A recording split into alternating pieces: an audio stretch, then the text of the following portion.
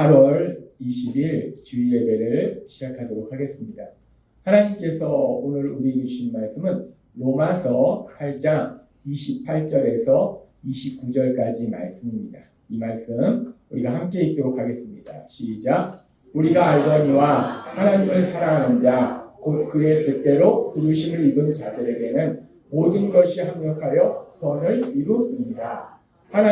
하나님이 미리 아신 자들을 또한 그 아들의 형상을 본받게 하기 위하여 미리 정하셨으니 이는 그로 많은 형제 중에서 맏아들이 되게 하려 하심이니라. 아멘.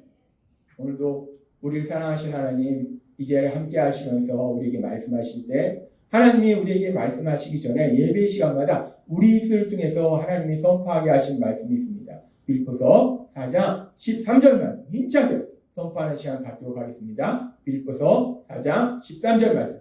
내게 능력 주시는 나의 주님 안에서 내가 모든 것을 할 수 있느니라. 아멘. 우리가 세상을 살다 보면 나이가 들수록 우리가 연약하다는 걸 깨닫게 됩니다. 할 수 없는 것이 참 많아요. 근데 감사한 것은 우리가 믿음 안에 있으면 우리는 할 수 없는 많은 것들이 있는데 우리 하나님이 모든 것을 할 수 있기 때문에 그 하나님 안에 계실 때 있을 때 모든 것을 할 수 있는 능력자로 신나는 삶을 살게 될 걸 믿습니다. 날마다의 삶 속에 이런 신나는 삶을 살라고 잃어버리지 말라고 하나님께서 주일마다 우리에게 이 말씀을 우리 입술을 통해서 선포하게 하십니다. 하나님은 그렇게 우리를 사랑하세요. 그렇게 우리를 사랑하신 하나님이 우리에게 오늘도 말씀하실 때 우리는 누구나 세상을 살아가면서 원하는 게 있어요. 뭔가를 원하고 그래서 그것이 현실로 이루어지기를 간절히 바라고 기대하는 게 있어요. 내가 뭔가 가지고 싶은 거 가지기를 간절히 원하는 게 있고 또 내로는 우리가 뭔가 하고 싶은 게 있어요. 내가 간절히 하고 싶은 게 있고 또 내가 어떤 사람이 되고 싶은 그런 소망도 있어요. 그렇게 우리는 살면서 누구나 간절히 원하는 게 있고 그래서 그것이 현실로 이루어지기를 간절히 바라고 기대하는 것들이 있는데 근데 문제는 그렇게 원하고 그래서 그것이 현실로 이루어지기를 간절히 바라고 기대하는 것이 때로는 욕심일 수도 있고 소망일 수도 있다는 거예요. 이 욕심과 소망이 다 그렇게 원하는 것이고 현실로 이루어지기를 간절히 기대하는 게 욕심이고 소망이라는 거예요. 그런데 이 욕심과 소망을 구별하는 것이 쉽지 않다는 거예요. 욕심은 하나님께서 우리에게 말씀하신 것처럼 욕심이 잉태한 즉 죄를 낳고 죄가 장사한 즉 사망을 낳느니라. 이 자신의 삶 속에서는 잘 못 보는데요. 다른 사람들의 삶을 보면 잘 봅니다. 그게. 자기가 욕심 부리는 거 못 보기 때문에 내가 왜 이렇게 힘들지? 욕심 때문에 이건 잘 안 보여요. 근데요. 우리가 주변에 사람들 보세요. 그래. 그 욕심 때문에 결국 죄를 짓고 저렇게 고통을 받는구나. 너무 잘 보입니다.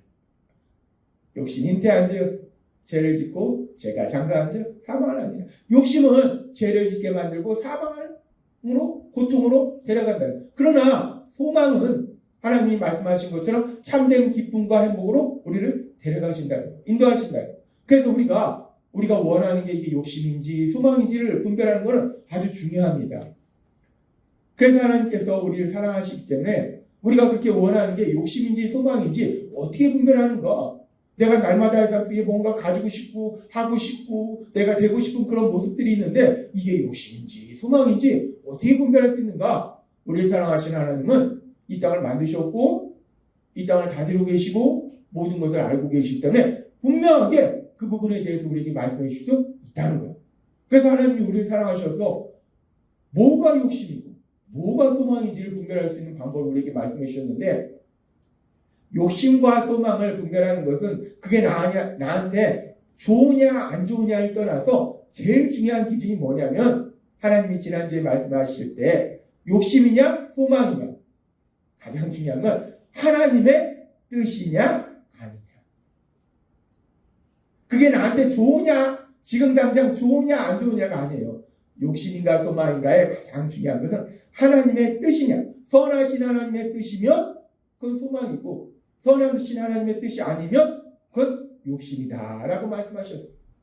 그럼 이제 그 다음에 하나님의 뜻이면 소망이고 하나님의 뜻이 아니면 욕심인데 하나님의 뜻을 우리가 어떻게 분별하는가?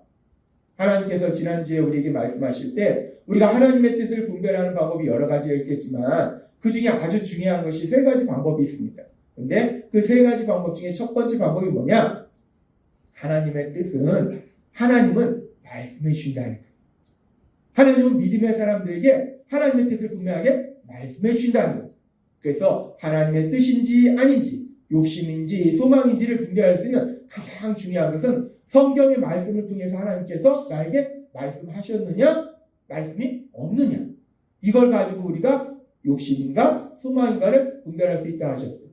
그렇게 우리가 세상을 살아가면서 이게 욕심인가 소망인가 분별할 수 있는 아주 중요한 첫 번째 방법은 하나님이 성경의 말씀을 통해서 나에게 말씀하셨느냐 아니면 하나님의 말씀이 전혀 없었느냐 이걸 가지고 분별할 수 있고 오늘도 계속해서 욕심인지 소망인지 어떻게 분별하는지 그 부분에 대해서 계속해서 말씀해 주십니다. 우리가 욕심이냐 소망이냐를 분별하는 것은 하나님의 말씀이 있었느냐 없었느냐를 가지고 분별할 수 있고 또 이제 우리가 원하는 그 일이 진행되는 그 과정에 어떤 일이 있었는가 그 과정이 일어나는 일을 통해서 우리가 이게 욕심인가 소망인가 분명하게 분별할 수 있어요. 우리가 생각할 때 하나님의 뜻이면 전능하신 하나님의 뜻이니까 그것이 진행되는 과정에 순조롭게 될 것이다 라는 생각을 우리가 할 수 있어요. 하나님의 뜻이면 순조롭게 진행이 되고 하나님의 뜻이 아니면 뭐가 일이 자꾸 꼬이고 장애물이 생길 것이다 라고 생각할 수 있다는 거예요. 근데 과연 그럴까? 우리가 이 부분에 대해서 생각해보면 요나서의 말씀을 생각해 볼 수 있어요. 우리가 알다시피 요나서는 하나님께서 북이스라엘을 괴롭히고 있던 그 아수르의 수도인 니느웨에 가서 이 북이스라엘의 선지자인 요나한테 가서 하나님의 말씀을 선포하라고 하신 하나님의 말씀을 선포하라고 하신 것은 그들의 죄를 하나님이 용서해 주겠다는 거예요.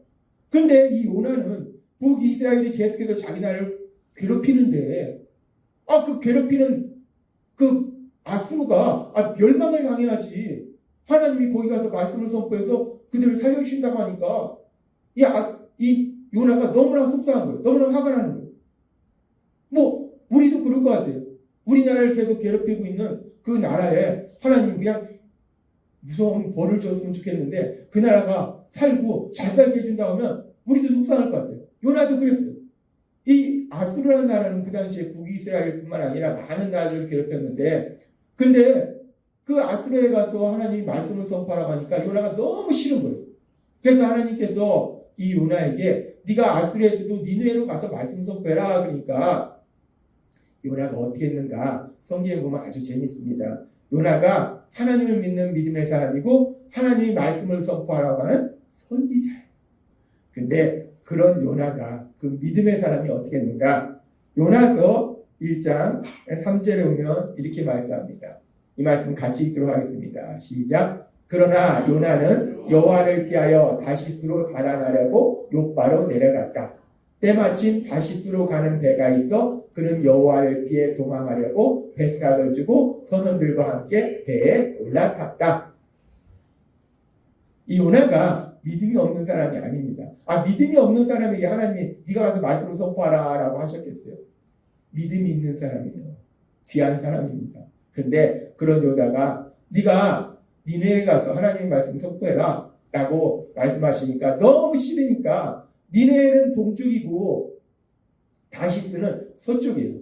그러니까 하나님은 동쪽으로 가라 그러셨는데 이 요나가 나 싫습니다. 그래서 하나님의 말씀대로 안 하려고 서쪽으로 가는 하나님은 동쪽으로 가라고 하셨는데 서쪽으로. 근데 그렇게 서쪽으로 가려고 했는데 그래서 욥바에 내려갔더니 때마침 이 말씀 다시 보겠습니다. 요나서 1장 3절 다시 보면 마침 서쪽으로 도망가려고 했는데 근데 아무리 기다려도 서쪽으로 가는 다시로 가는 배가 없고 니느웨로 가는 배밖에 없어서 결국 니느웨로 갔다가 아니라 그렇게 서쪽으로 도망가려고 했는데 때마침 순조롭게도 서쪽으로 가는 그 배가 있더라는 거예요. 그래서 지금 이 요나는 그렇게 다시스로 가는 배를 타고 도망을 갑니다. 우리가 이 말씀을 보면은 지금 요나가 하는 것은 하나님의 뜻대로 하는 것이 아니라 하나님과 하나님의 뜻과는 반대로 하더라고요. 근데 하나님의 뜻과는 반대로 하는데 그런데 그 일이 순조롭게 진행이 되더라고요. 내가 뭔가를 하는데 일이 순조롭게 진행돼. 이거 하나님의 뜻이 맞아. 하나님의 뜻이니까 하나님이 도와주셔서 순조롭게 되지? 지금 요나가 하나님의 뜻과 반대로 동쪽으로 가라 그러셨는데 서쪽으로 가기 위해서 다시스로 가는 배를 기다렸는데 때마침 그 배가 오더라는 거예요. 하나님의 뜻과 반대로 해도 때로는 순조롭게 그 일이 진행되더라는 겁니다. 우리는 이 부분을 잘 묵상해 봐야 돼요.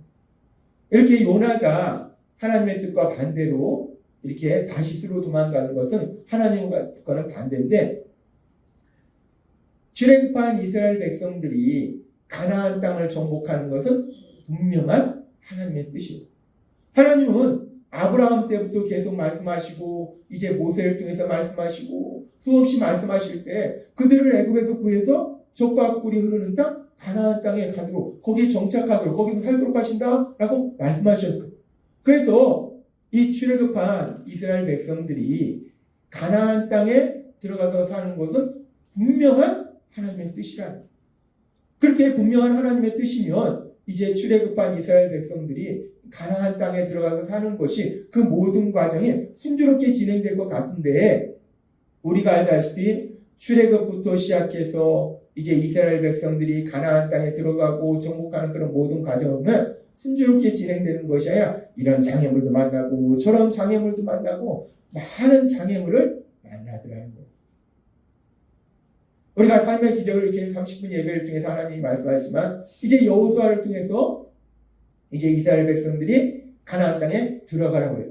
그렇게 이제 가나안 땅에 들어가라고 하는 그 순간에도 그렇게 장애물 중에 하나가 나타나는데 뭐냐면 우리가 알다시피 요단강을 건너가야 되는데 요단강물이 가장 많을 때라는 거예요. 하필이면 요단강물이 가장 많은 그 시기에 그 요단강물을 건너가야 돼요. 그러니까 지금 이스라엘 백성들이 이 요단강물을 건너가기는 불가능하다. 엄청난 장애물이 있더라고요. 이스라엘 백성들이 가나안 땅에 들어가서 그 땅을 차지하는 것은 분명한 하나님의 뜻인데 그런데 그 하나님의 분명한 뜻을 이루는 과정을 보니까 모든 것이 착착착착 해서 순조롭게 진행되는 게 아니고 이런 장애물도 생기고 저런 장애물도 생기고 우리가 믿음의 삶을 살다 보면요 분명히 하나님의 뜻을 이루는 것인데 그 과정이 순조롭지 않은 것을 많이 체험합니다. 그렇게 하나님의 뜻인데 순조롭게 진행되는 것이 아니라 이런 장애물 저런 장애물이 생기더라는 거예요. 그래서 우리가 하나님의 뜻이면 일이 순조롭게 진행되고 하나님의 뜻이 아니면 장애물을 만날 것이다 라고 생각할 수 있는데 꼭 그렇지가 않다는 거예요. 하나님의 뜻이 아니어도 순조롭게 일이 진행될 수 있고 하나님의 뜻이어도 그 일을 진행하는 과정에 장애물을 만날 수 있다는 거예요. 그래서 우리가 그 일이 진행되는 과정에 순조롭냐 장애물이 있냐 이거 가지고는 하나님의 뜻이냐 아니냐는 것을 분별할 수가 없다는 거예요. 그러면 그 일이 진행되는 과정 속에 무엇을 가지고 하나님의 뜻을 분별할 수 있는가? 우리가 일이 진행되는 과정 속에서 무엇을 가지고 하나님의 뜻을 분별할 수 있는지 하나님은 성경의 말씀을 통해서 우리에게 분명하게 말씀해 주십니다. 우리가 성경의 말씀에 보면 하나님께서는 이제 예수님 믿는 우리들이 이 땅을 살아갈 때 삶 속에서 만나는 그 모든 일을 통해서 하나님이 무엇을 하시고자 하시는지 하나님의 뜻이 무엇인지를 분명하게 말씀하고 계신다. 우리가 삶 속에서 만나는 그 모든 일을 통해서 하나님이 무엇을 하시고자 하시는 것인가 하나님의 뜻이 무엇인가 그 뜻을 알 수 있는 말씀이 로마서 8장 28절의 말씀입니다. 로마서 8장 28절은 이렇게 말씀합니다. 이 말씀 같이 읽도록 하겠습니다. 시작. 우리가 알거니와 하나님을 사랑하는 자 곧 그의 뜻대로 부르심을 입은 자들에게는 모든 것이 합력하여 선을 이루느니라. 아멘. 하나님은 분명히 말씀해요. 하나님을 사랑하는 자 곧 그의 뜻대로 부르심을 입은 자 누구냐? 오늘 말씀을 듣고 있는 여러분이심을 믿습니다. 예수님을 믿음으로 인해서 하나님의 자녀로서 이 땅을 살아가고 있는 우리들의 삶 속에 어떤 일이 일어나는가? 하나님 말씀할 때 모든 것이 합력하여 선을 이룹니다. 우리가 예수님 믿고 이 땅을 살아갈 때 우리가 세상 속에서 만나는 그 모든 일, 때로는 그 일이 좋은 일일 수도 있고 나쁜 일일 수도 있고 또 그 일이 뭔가 순조롭게 진행되는 일일 수도 있고 계속 장애물이 생기는 그런 일일 수도 있는데 그 모든 것을 통해서 하나님이 무엇을 이루신가? 선을 이루신다라고 말씀한다. 하나님은 이제 예수님 믿는 우리가 이 땅을 살아갈 때 우리가 삶 속에서 일하는 그 모든 일, 만나는 그 모든 일을 통해서 선을 이루시고자 하신다는 거예요. 그러면서 여기서 말씀하는 선이라는 것이 그럼 무엇인가? 선이라는 것은 좋은 겁니다. 그렇기 때문에 우리가 생각할 수 있는 2차적인 건 뭐냐면 우리가 삶 속에서 힘들고 어려운 일을 만나는데 그 힘들고 어려운 일이 하나님이 역사하셔서 좋은 일로 바뀌는 거예요. 내가 돈에 문제가 있었는데 내가 부자가 되는 거예요. 내가 병에 걸렸었는데 치료돼서 건강한 사람이 되는 거예요. 그렇게 선이라는 것은 우리가 1차적으로 생각할 때는 우리 삶 속에 문제가 해결돼서 그것이 좋은 일로 바뀌는 거예요. 형통함의 역사를 체험하는 거예요. 이것이 선이다라고 생각할 수 있어요. 맞습니다. 그것도 선입니다. 하나님은 우리를 사랑하시기 때문에 우리 삶 속에 이런 일을 만나든 저런 일을 만나든 선을 이루신다는 거예요. 그걸 통해서 우리가 가장 기쁘고 가장 행복한 삶으로 인도하고 계심을 믿습니다. 그렇게 하나님은 우리가 삶 속에 만나는 그 모든 일을 통해서 가장 좋은 일, 그 형통함의 역사를 체험하게 하신다는 거예요. 그런데 우리가 여기서 이 선에 대해서 조금 더 깊이 묵상해보면 이 선이라는 것이 물론 1차적으로 생각할 때는 그렇게 우리가 삶 속에 힘든 일을 만날지라도 그 일을 통해서 반드시 가장 좋은 일로 만들어주시는 것. 그것이 선인데 하나님은 그런 역사도 이루시는데 그런데 여기서 말씀하는 선이라는 게 더 중요한 의미가 있다는 거예요. 선이라는 건 무엇인가? 선이라는 것은 단순히 나에게 좋고 기쁜 것이 선이 아니라 선이라는 것은 선하신 하나님, 그 하나님의 뜻, 그 하나님의 뜻이 선이라는 거예요. 선은 단순히 뭐가 좋은 게 선이 아니고 하나님의 뜻이 선인 거예요. 하나님이 선하시기 때문에 그 하나님의 뜻이 선한 거예요. 그래서 여기서 모든 것이 합력하여 선을 이룬다는 말씀은 그 하나님의 뜻을 이루시는 건데 그렇다면은 하나님께서 예수님의 십자가 죽으심과 부활하심을 통해서 우리를 죄에서 구원하시고 하나님의 자녀로 만들어주셨을 때 그런 우리를 향한 우리를 구원하신 하나님의 뜻이 무엇인가? 이 하나님의 뜻에 대해서도 하나님은 분명하게 말씀한다. 우리가 착각하는 것이 예수님 믿으면 부자 된다. 병도 치료된다. 맞습니다. 부자 되는 거, 병도 치료될 수 있는 거, 그런 놀라운 역사도 일어날 수 있어요. 그런데 그건 부차적인 거라는 거예요. 하나님이 우리를 구원하실 때 내가 너 죄에서 구원해서 부자 만들어줄게? 병 치료해줄게? 하나님이 말씀하시는 가장 중요한 말씀, 그 말씀이 아니라요. 물론 그렇게 하나님이 역사하셔서 부자도 될 수 있고 병도 치료될 수 있고 우리는 믿음의 삶 속에 그런 놀라운 역사를 많이 체험합니다. 그런데 그보다 더 중요한 게 있다. 그것이 무엇이냐? 모든 것이 합력하여 선을 이루느니라 라고 말씀하시고 그 선이 무엇인지를 하나님은 바로 그 다음에 로마서 8장 29절의 말씀을 통해서 분명하게 말씀한다. 로마서 8장 29절은 이렇게 말씀합니다. 이 말씀 같이 읽도록 하겠습니다. 시작. 하나님이 미리 아신 자들을 또한 그 아들의 형상을 본받게 하기 위하여 미리 정하셨으니 이는 그로 많은 형제 중에서 맏아들이 되게 하려 하심이라. 아멘. 하나님이 우리를 정하신 것, 우리를 하나님의 자녀로 정하시고 예수님의 보혈을 통해서 구원하신 것은 뭐냐면 맏아들의 형상을 담게 하려 합니다. 본받게 하려 합니다. 맏아들이 누굽니까? 예수님이에요. 즉 우리가 구원자이신 예수님, 그 예수님을 닮는 사람으로 만들어주시기 위해서 우리를 구원하셨다. 베드로후서에서도 신의 성품에 참여하는 자가 되게 하려 합니다. 신의 성품에, 하나님의 성품에, 하나님을 닮는 자가 되게 하려 합니다. 하나님이 예수님의 십자가 보혈을 통해서 죄인이었던 우리를 구원하시고 하나님의 자녀로 삼으신 가장 중요한 뜻이 무엇인가? 이제 그렇게 구원받아서 하나님의 자녀로 살아가는 우리들이 우리의 구원자이신 하나님이신 예수님, 그 예수님을 닮아가는 것. 그것이 하나님의 뜻이라는 것.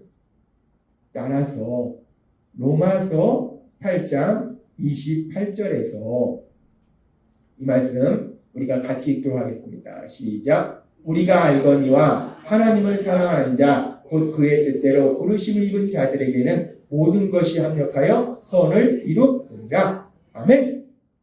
하나님께서 우리가 삶 속에 만나는 그 모든 일을 통해서 이루고자 하시는 것은 선이라는 것. 근데 그 선이 무엇인가? 우리가 예수님을 닮아가는 것. 따라서 하나님께서 우리가 삶 속에서 만나는 그 모든 일, 그 일이 좋은 일이든 나쁜 일이든 순조롭게 진행되는 일이든 장애물이 많은 일이든 그 모든 것을 통해서 하나님이 무엇을 하시고자 하십니까? 하나님은 예수님을 닮는 삶으로 변하도록 만드신다는 거예요.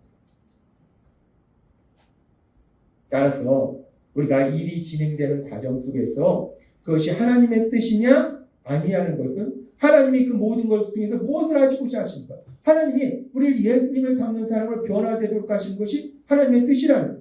그렇기 때문에 우리가 일을 진행하는 과정 속에서 그것이 순조롭게 진행되느냐, 장애물이 많느냐, 잘 되느냐, 이게 중요한 게 아니에요. 세상 사람들은 그게 순조로우냐, 장애물이 있느냐, 일이 잘 되느냐, 이걸 봅니다. 근데 이게 중요한 게 아니라는 거예요. 하나님의 뜻은 이게 중요한 게 아니고 그 일이 진행되는 과정 속에서 내가 예수님을 닮는 사람으로 변화되는 거예요. 내가 예수님을 닮는 사람으로 변화되는 역사가 일어나느냐. 이것이 중요하다는 거예요.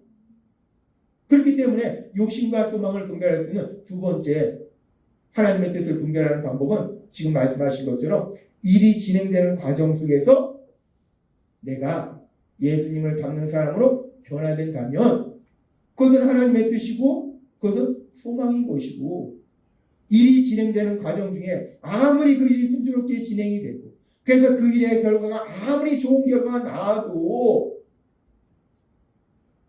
내가 예수님 닮는 사람으로 변화되는 게 없으면 그건 욕심이고 욕심은 죄를 짓게 만들고 죄는 사망으로 이르게 합니다. 고통으로 데려간다. 우리가 세상에서 보잖아요. 아무리 돈을 많이 벌어도 아무리 권력을 가져도 뭐 세상 사람들은 예수님을 닮는다고는 안 하는데 세상 사람들이 보는 게 있잖아요. 성품을 보잖아요. 아무리 돈을 많이 벌어도 아무리 권력을 많이 가져도 성품이 우리가 흔히 얘기하듯이 인간이 먼저 돼야 되는데 인간이 안 되는 사람들은 그 결말이 결코 좋지 않더라. 근데 하나님 우리에게 분명히 말씀합니다. 우리가 뭔가 하고 싶고 그것이 그래서 현실로 이루어지기를 간절히 바라고 기대하는 그것이 있는데 그것이 욕심인가 소망인가 혼란스럽다는 거예요. 하나님은요 분명하게 말씀합니다.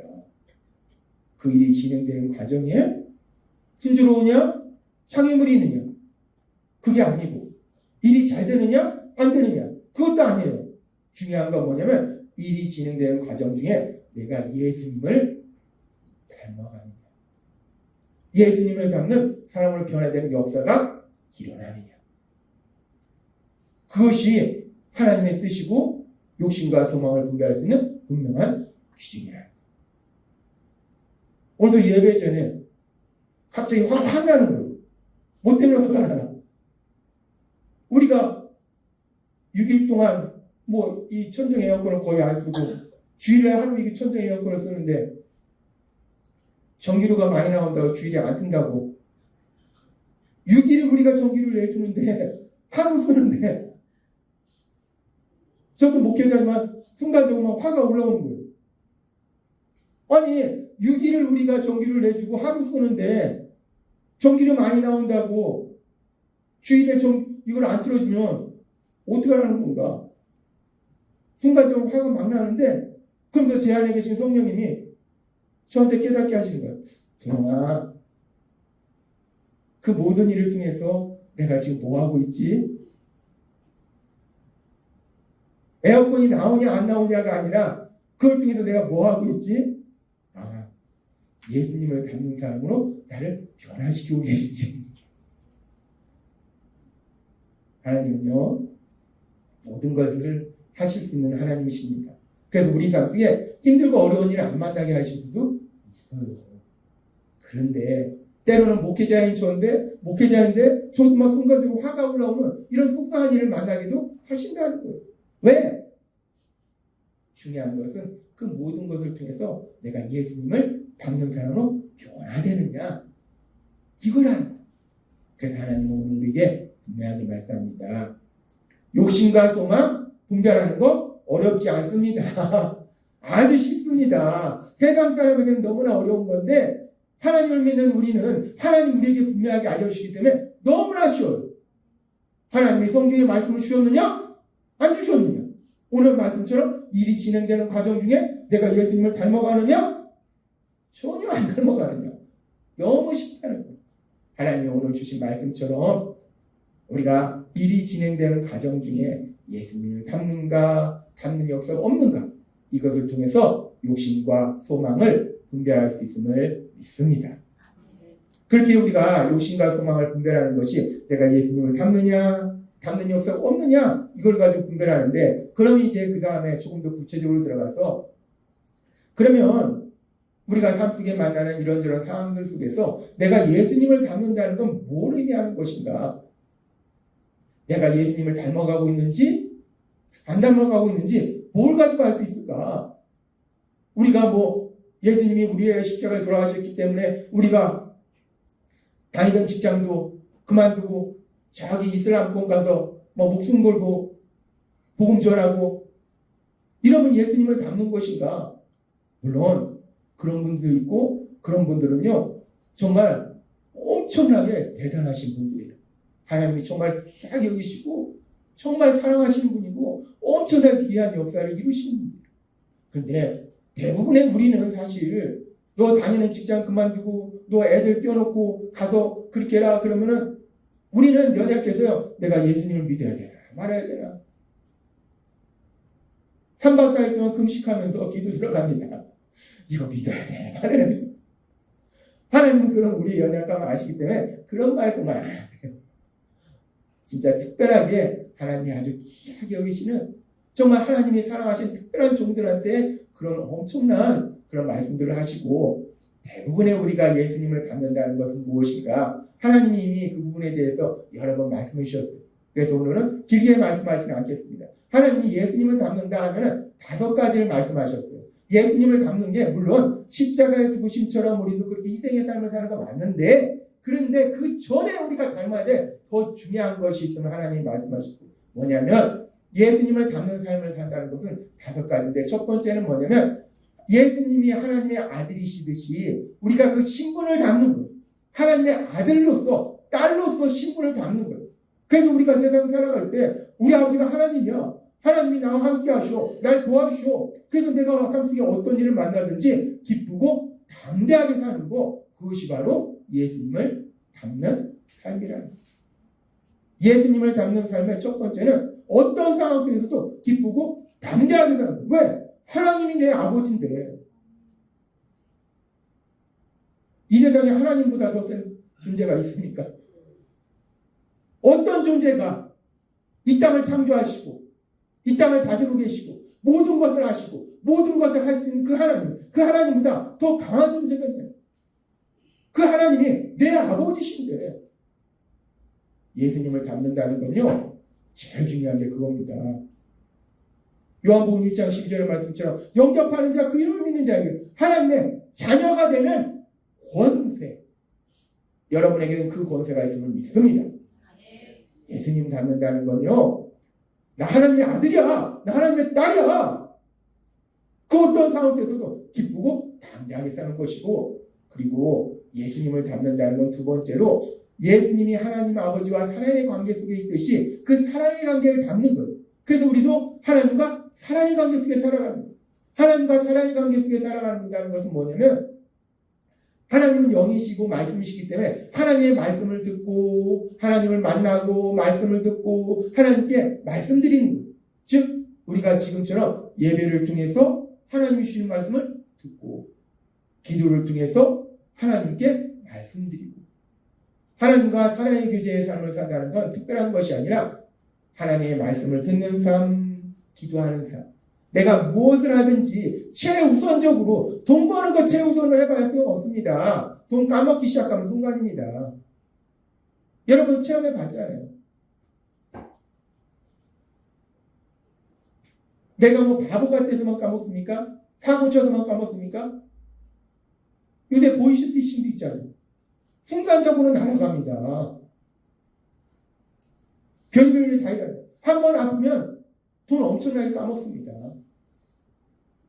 돈 버는 거 최선으로 하지 마세요. 돈이 중요합니다. 먹고 살기도 중요해요. 근데 돈 버는 거 최선으로 하면 그 돈 다 날아갑니다. 제가 수없이 봤습니다. 힘들게 돈 벌었는데 그 돈 순간적으로 다 날아가는 거. 힘들게 돈 벌었는데 자녀들이 일도 안 하고 그 돈 파먹고 사는 거. 돈 버는데 최선을 다하는 것이 아니라 말씀 듣고 기도하는 거. 예수님을 닮는다는 건요. 돈 버는 데 최선을 다하는 것이 아니라 내 건강 지키는 데 최선을 다하는 것이 아니라 내 취미생활에 최선을 다하는 것이 아니라 하나님의 말씀을 듣고 하나님께 기도하는 것. 그것을 최우선으로 하는 삶. 그것이 바로 예수님을 닮는 삶이라는 거예요. 여러분 안에 계신 성령님의 인도하심과 도우심으로 그렇게 날마다 삶 속에 최우선으로 하나님의 말씀을 듣고 그 하나님과 기도하시는 여러분이 되시기를 바랍니다. 우리가 예수님을 닮는다는 건 말씀 듣고 기도하는 것이 무엇보다 최우선이에요. 뭐든지 최우선이에요. 그것이 가장 중요해요. 하루에 일과 중에 그게 제일 중요한 거예요. 내가 말씀 듣고 기도했으면 하루에 99%는 산 거예요. 나머지는 1% 사는 거예요. 그렇게 우리가 말씀 듣고 기도하는 것을 최우선으로 사는 것이고 세 번째는 예수님의 성품을 닮아서 사랑의 삶을 사는 거예요. 예수님은 사랑이시나요? 사랑의 삶을 산다는 건 하나님이 그 부분에 대해서도 자세하게 여러 가지를 말씀해 주셨는데 그 중에 제일 중요한 게 무엇일까? 제가 묵상할 때 하나님이 저에게 주신 말씀이 뭐냐면 사랑의 삶을 산다는 것은 우리가 살다 보면 사람들의 연약한 부분을 봅니다. 어리석고 미련하고 바보 같고 죄짓고 능력도 없고 이런 모습들을 볼 때 사랑의 삶을 산다는 것은 우리가 세상에 있을 때 예수님을 믿기 전에는 바보 같고 답답하고 어리석고 미련해서 비판하고 정죄했는데 사랑의 삶을 산다는 것은 그 연약함을 동정하는 거. 그래, 그럴 수도 있지. 힘든 일 만나면 저렇게 주저앉을 수도 있지. 그래, 저렇게 실수할 수도 있지. 저렇게 무능할 수도 있지. 저렇게 모를 수도 있지. 그래, 그럴 수도 있지. 이 그래, 그럴 수도 있지라는 이 말이 엄청난 말씀이더라고요. 그런데요, 그래, 그럴 수도 있지. 간단한 건데요, 내 삶 속에 안 됩니다. 누구한테 안 되는가? 제일 사랑하는 아내한테 안 돼. 남편한테 안 돼. 내 사랑하는 자녀들한테 안 돼. 회사 직원한테는 때로는 그래, 그럴 수도 있지 않은데 아내한테는 절대로 그래, 그럴 수도 있지가 안 돼. 남편한테도 안 되고 자녀한테도 안 돼. 사랑의 삶을 산다는 것은 아내한테, 남편한테, 자녀한테 그래, 그럴 수도 있지. 그래, 그럴 수도 있지. 그것이 예수님을 닮는 사랑의 삶을 산다는 것. 여기 계신 여러분들, 세상 사람들은 그래, 그럴 수도 있지 절대 못하지만 여기 계신 여러분들은 성령이 함께 하셔서 삶 속에 특별히 남편과 아내에게, 자녀들에게 그래, 그럴 수도 있지. 그 말이 여러분의 입속에서 풍성하게 나오게 될 건 믿습니다. 사랑의 삶이라는 건 그런 거예요. 그래, 그럴 수도 있지. 그리고 사랑의 삶이라는 것은 또 예수님의 능력을 닮아서 능력자로 사는데, 근데 예수님은 능력이 있지만 우리는 능력이 없습니다. 착각하면 안 돼요. 그래서 우리가 능력자로 사는 것은 예수님이 말씀하신 것처럼 예수님의 이름으로 구하면 하나님의 능력으로 행하신다는 거예요. 그래서 우리가 예수님의 이름으로 구해서 하나님이 행하신 그 놀라운 역사를 체험하는 게 예수님을 닮는 삶입니다.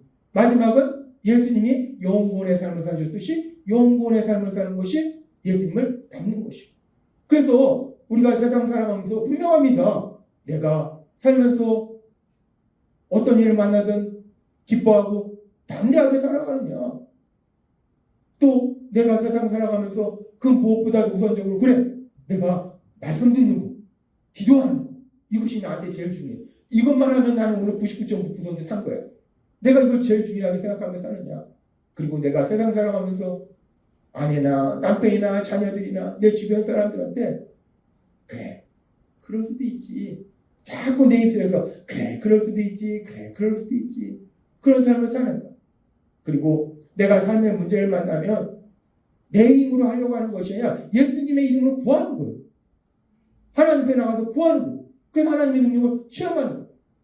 그렇게 우리가 예수님을 닮아가는지 안 닮아가는지는 분명하게 알 수 있다는 거예요. 어렵지 않습니다. 예수님을 닮아가는지 안 닮아가는지 분별하는 거 어렵지 않습니다. 오늘 주신 말씀처럼 우리가 하나님이 주신 소망, 그 소망을 이뤄가는 과정에는 주신 말씀처럼 예수님을 닮는 놀라운 역사가 일어나야 될 걸 믿습니다. 거듭 말씀드리지만요. 예수님을 닮지 않는데 뭔가 세상에 많은 거 가지고 있고 뭔가 일이 잘 되고 권력을 가지고 있고 명예를 가지고 있고 어제 제 마음속에 다시 한번 주신 말씀이 히브리서 말씀이죠. 한 번 죽는 것은 사람에게 정하신 것이요. 그 뒤에는 심판이 있으리니. 우리는 다 이 땅을 떠납니다. 끝까지 살려고 해도 뭐 요즘 100살 좀 넘어까지 사시는 분들이 있는데 뭐 150살 넘었다는 건 못 봤어요. 그 뒤에는 하나님의 심판이 있다. 하나님과 영원히 함께 사느냐 아니면은 무서운 고통 속에 사느냐. 우리가 이 땅 살아가는 동안 오늘 주신 말씀처럼 우리가 만나는 그 모든 일을 통해서 우리를 사랑하신 하나님이신 예수님, 그 예수님을 닮아가시는 복을 누리시는 여러분이 되시기를 바랍니다. 그것이 바로 소망이라는 것. 그리고 우리가 예수님을 닮아갈수록 우리 삶 속의 현실의 그 모든 것들도 하나님이 놀라운 역사를 이루셔서 한없는 복을 누리게 하실 걸 믿습니다. 오늘 주신 말씀처럼 우리가 예수님 닮아가는데 우리 힘으로는 도저히 안 됩니다. 내가 아무리 의지가 강하고 내가 아무리 대단한 사람도 못해요. 그러나 성령 하나님 여러분과 함께 하셔서 여러분을 도와주시기에 여러분이 날마다의 삶 속에 그렇게 예수님을 닮아감으로 인해서 하나님이 하신 그 놀라운 역사, 하나님이신 소망, 그 소망이 이루어지는 기쁨을 체험하게 될 걸 믿습니다. 날마다의 삶 속에 성령의 인도하심과 도우심으로 예수님을 닮아가시는 여러분 되시길 주님의 이름으로 축원합니다. 기도하겠습니다. 하나님 아버지 감사합니다. 오늘도 주신 말씀처럼 욕심인지 소망인지 분별하는 것이 어렵지 않습니다. 내가 예수님을 닮아간다면 그건 소망이고 예수님을 닮는 역사가 일어나지 않는다? 그건 욕심이다 라고 말씀하셨습니다. 우리 안에 계신 성령님의 인도하심과 도우심으로 날마다 우리 예수님을 더욱더 닮아가고 더욱더 닮아가고 더욱더 닮아가는 그 놀라운 복을 누리는 우리 모두가 될 수 있도록 은혜 베풀어 주옵소서. 예수님의 이름으로 감사하며 기도드리옵나이다. 아멘.